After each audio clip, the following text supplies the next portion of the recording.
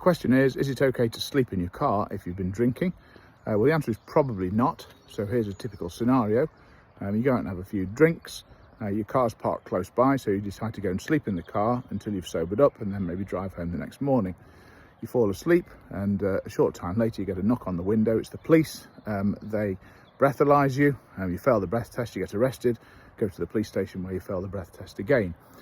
In those circumstances, you're probably going to get charged with being drunk in charge of a motor vehicle. That's an offence under Section 5 of the Road Traffic Act 1988. It carries up to 3 months in prison or a community order or a fine, and either 10 penalty points or a discretionary disqualification from driving.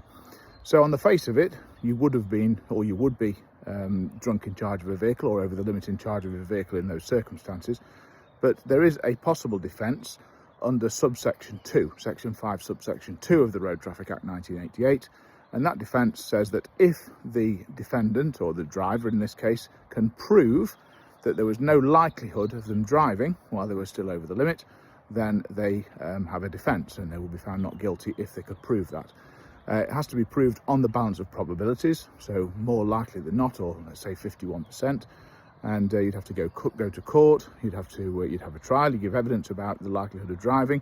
You might have to get some forensic evidence to show when you would have been under the limit. And if the court accept your defence, then you'll be found not guilty. The prosecution are going to challenge it. It's quite a difficult defence to get home. They might say, well, you had all the means to drive. You had the keys. You were in the car. They might say that you were drunk, so you're likely to do something unusual, unpredictable. So they'll challenge that. But if you're able to prove the defence, then you'd be not guilty.